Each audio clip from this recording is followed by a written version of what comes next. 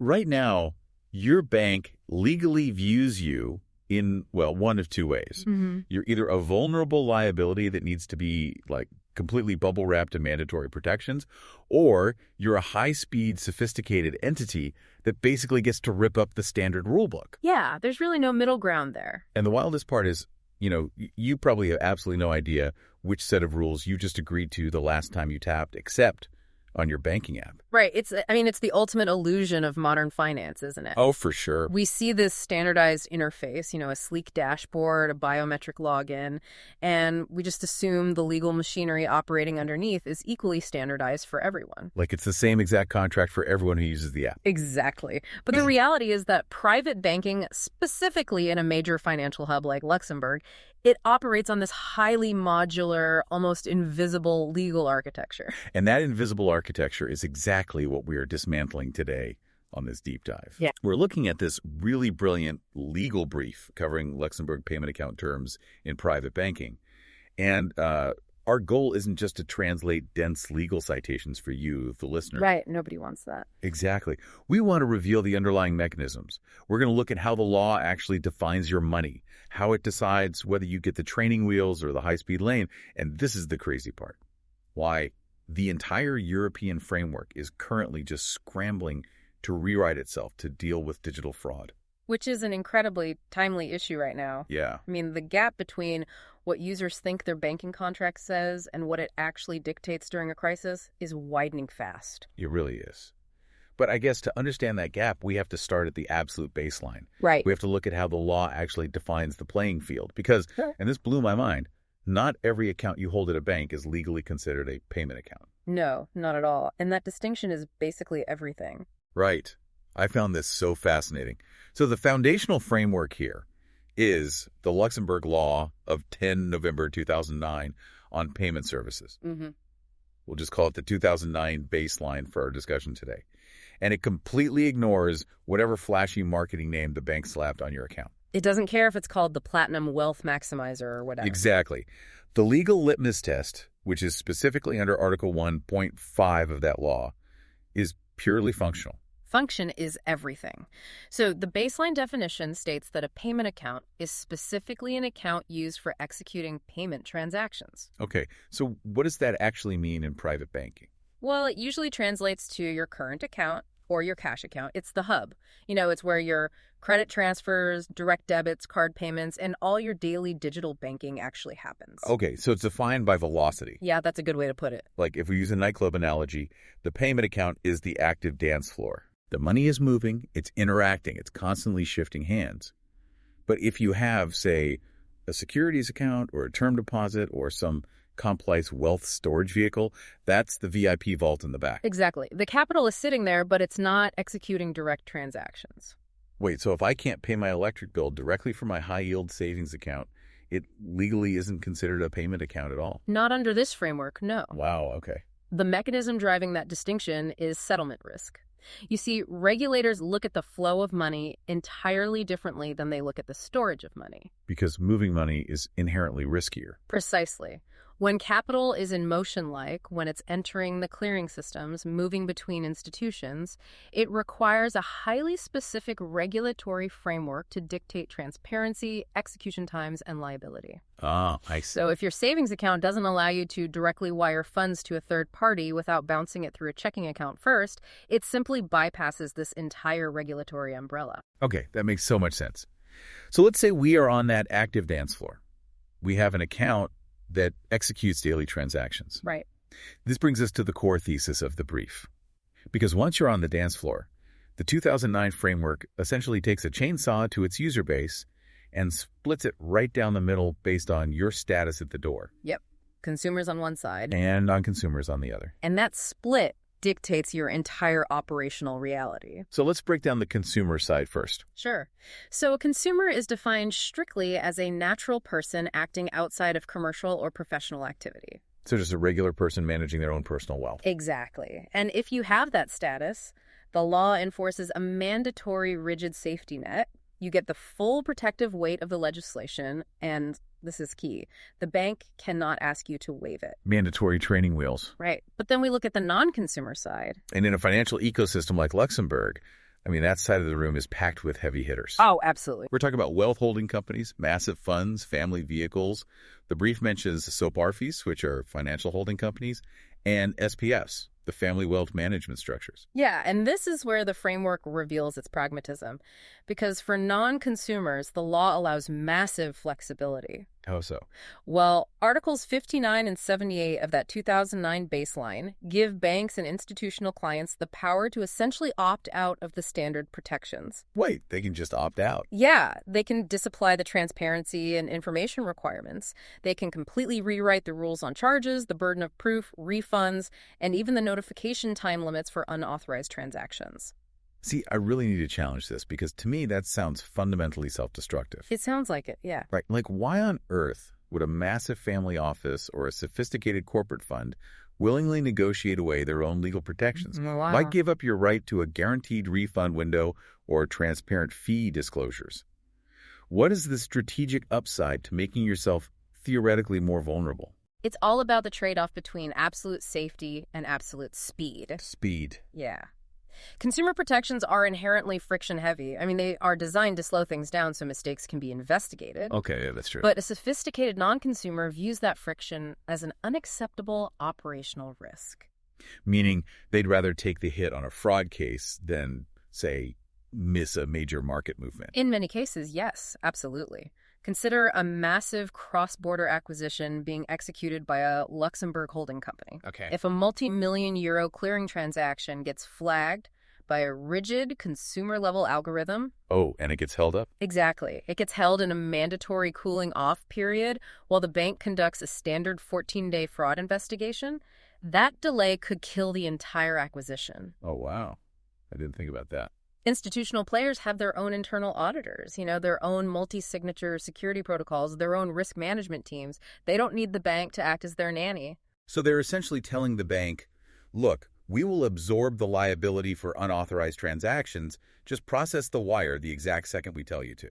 Precisely. The 2009 framework recognizes that a one-size-fits-all approach would choke the institutional market. It accommodates the vulnerable individual who needs the bank to bear the liability. And it accommodates the high-speed entity that demands a custom-built, low-friction environment.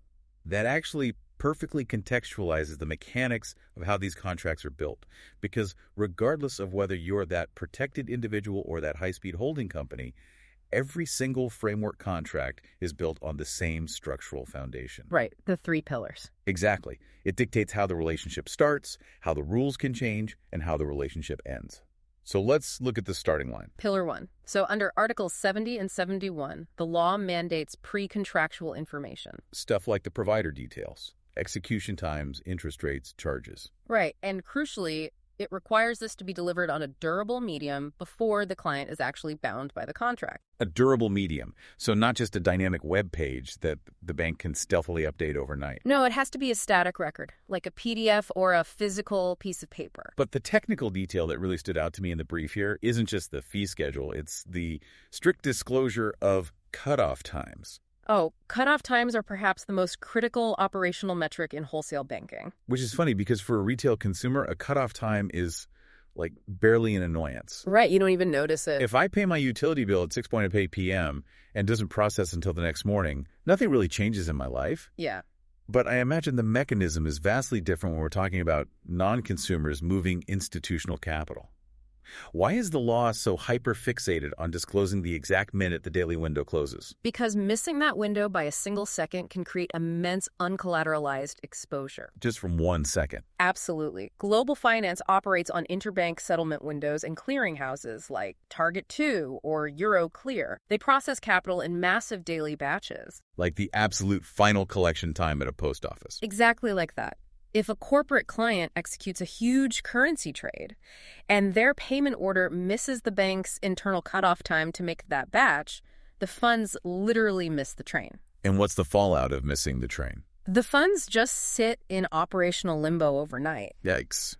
And in the context of algorithmic trading or high-frequency FX swaps, an overnight delay means exposure to currency fluctuations. It means missed settlement deadlines with counterparties. It could mean potentially millions in penalty fees. Wow. So by forcing banks to legally bind themselves to a published cutoff time on a durable medium, the law gives clients the exact parameters they need to program their own treasury operation. Exactly. It creates certainty. That makes the stakes incredibly clear. Oh. Okay, so that's the initiation of the contract. But banking relationships can last decades, right? Oh, yeah. And the macro environment changes constantly. Constantly. How does the framework handle the friction of a bank deciding to just, unilaterally change the rules? Yeah. Well, this is the second pillar, and it's a massive point of tension. How about? Under Article 73 of the baseline law, if the bank wants to amend the terms, say, altering their fee structure or changing liability clauses, they are generally required to give a 2-month prior notice. Okay. And the user has the right to reject the change and terminate the contract free of charge before it takes effect. I want to dig into that 2-month window because on paper, 2 months seems like plenty of time for a retail consumer to find a new checking account. Sure. But if I'm a corporate entity with complex treasury functions, international payroll integrations, multiple currency lines, 2 months feels like an operational nightmare. It really is. So is that window purely to prevent banks from holding a client's money hostage while they scramble to find a new financial institution? Is there a deeper mechanism at play? It's an engineered buffer zone. It's designed to prevent systemic shock. You are entirely correct that migrating a corporate treasury takes much longer than 2 months. Right, just the paperwork alone. Yeah, the KYC Know Your Customer and anti-money laundering onboarding at a new institution can take months. So the 2-month notice actually gives the bank a massive amount of leverage. It does. However, this is exactly why non-consumers utilize the flexibility we discussed earlier. Oh, right, the opt-out. Exactly. While consumers are locked into that statutory 2-month notice, a sophisticated holding company will actively negotiate bespoke amendment clauses. Ah, so they might demand like a 6-month notice period for any material changes. Precisely. Because they know their own operational inertia. They use their non-consumer status to build a longer runway. That is so smart. And that leads right into the ultimate friction point, the third pillar, termination. Yes, Article 74. The legal mechanics of breaking up with your bank. Right. And the power dynamic is highly regulated here too, isn't it? Very much so. The user can generally terminate at any time, subject to a maximum agreed notice period of just 1 month. But if the bank wants to terminate an indefinite contract, they essentially want to debank you. They must give you at least 2 months' notice. Right. Again, we see that buffer zone. It prevents a bank from suddenly deciding your risk profile no longer fits their internal metrics and just freezing you out overnight. Because sudden illiquidity is one of the most dangerous things that can happen to a financial entity or even an individual. It's catastrophic. The termination framework forces the bank to internalize the risk of a client for a final 60 days, ensuring the client has a window to secure a safe landing for their capital elsewhere. It's really a robust architectural baseline. But, the 2009 framework was built for a world that looks vastly different than today. Very true. I mean, the sheer volume and complexity of digital transactions just exploded over the next decade. Which is why the architecture couldn't remain static. By the mid-2010s, it became obvious that while the baseline mechanics were sound, the transparency requirements were failing the average person. And that triggered the next layer, right? The Luxembourg Law of 13 June 2017 on payment accounts. Exactly. So if the 2009 framework built the structural pillars, initiation, amendment, termination, how does the 2017 law change the game? Well, the 2017 law is essentially an aggressive consumer protection layer, specifically targeting legibility and mobility. Okay. Chapter 2 dictates strict controls on fee information documents. Chapter 3 governs the mechanics of account switching. And Chapter 4 even mandates that banks offer payment accounts with basic features to ensure financial inclusion. The brief notes that private banks now have to rigorously align their overarching framework contracts with all these granular realities. Their tariff sheets, their overdraft terms, their digital banking channels. It really sounds like the regulators forcing a standardized nutrition label onto bank accounts. That nutrition label analogy is vital here because prior to this, a bank could bury the actual cost of holding an account deep in an appendix somewhere. Oh, absolutely. They'd obfuscate wire fees, currency conversion spreads, dormant account penalties. Right. And the 2017 law basically forces them to pull all those calories out of the fine print and present them in a highly standardized, impossible-to-miss format. No more hidden calories. Exactly. But even with the 2009 pillars and the 2017 nutrition labels, the regulators aren't stopping. The brief closes by pointing to a massive new horizon. Yes. The European PSD3 and PSR package? The third Payment Services Directive and the Payment Services Regulation. So this is the regulatory watch point for the entire industry right now. It is a fundamental modernization of the European Payment Services Framework. I have to admit, I looked at all the protections we just outlined, the forced disclosures, the buffer zones, the strict definitions of liability, and I wonder, what is left to fix? That's a fair question. I mean, is the system actually broken, or are regulators just writing laws to justify their existence? Like, is digital fraud simply moving faster than our current legal definitions can handle? It's not that the 2009 system is broken per se, it's that the technology simply bypassed it. How so? Well, the entire 2009 and 2017 architecture relies on a one-to-one legal relationship. It assumes you, the client, are directly interacting with the interface provided by your bank. Okay. But open banking completely shattered that paradigm. Open banking meaning the APIs. Exactly. Application programming interfaces. Think about it. Today, you likely use third-party apps to track your budget, execute trades, or initiate payments through a digital wallet. Right. The money and the data are moving invisibly through complex API connections. Your bank has essentially become a dumb pipe. A dumb pipe, wow. Yeah, and the third-party tech platform is the brain you actually interact with. Oh, that makes total sense. I mean, I rarely log into my actual bank portal anymore. I use Apple Pay or, a third-party wealth aggregator that constantly pulls data from my checking account. Right. So consider the liability mechanism in that scenario. If a fraudulent transaction is initiated through that third-party wealth aggregator because their API was compromised, who is legally liable to refund the consumer? Oh. Is it the bank holding the capital or the tech company that initiated the tokenized payment? I see the problem. The 2009 framework was not built to adjudicate blame in a highly fragmented, multi-party tech stack. It's a complete diffusion of responsibility. The bank points at the app points at the bank, and the consumer is just left holding the bag. Precisely. And that is what the PSD3 and PSR package is engineered to attack. It's designed to tighten the rules around API access, clarify exact liability chains when third-party providers are involved, and dramatically upgrade the models of user protection against sophisticated social engineering and digital fraud. It really highlights how the law is in a constant high-stakes arms race with technology. It really is. And it proves that a legal contract isn't a static piece of paper. It's a living protocol that has to constantly patch its own vulnerabilities. That is perfectly said. So let's pull all these threads together for the listener. Sure. We started by redefining the payment account, not by its name, but by its velocity. It is the active, moving center of your financial life, which separates it from the quiet storage of a securities vault. And then we explored the critical divide in the 2009 framework. The strict, unyielding protections granted to the consumer, contrasted with the vast high-speed flexibility afforded to the non-consumer entities. Right, the entities who actively negotiate away their safety nets for operational fluidity. Exactly. We looked at the mechanisms behind the three structural pillars, how cutoff times manage settlement risk, how notice periods engineer buffer zones against systemic shock, and how termination rules prevent sudden illiquidity. And finally, we saw how the 2017 law forced transparent legibility, while the incoming PSD3 package prepares to untangle the liability mess created by open banking APIs. When you view it comprehensively like that, the legal text you agree to is actually a highly engineered reflection of the broader macroeconomic system. It really is. Which is the ultimate takeaway for you, the listener. The next time you open a financial app or authorize a new wealth management tool, realize that you are not just checking a box on boilerplate text. No, you're not. You are being sorted into a highly specific regulatory category. The rights you have, and the rights you might have inadvertently waived, are entirely dependent on how the law classifies your status in that exact moment. Understanding your classification is really the only way to genuinely comprehend your financial risk. Absolutely. Now, I want to leave you with one final thought, something that wasn't explicitly covered in the brief but feels inevitable given where PSD3 is heading. Oh, I'm intrigued. We talked heavily about the strict definition of a consumer being a natural person.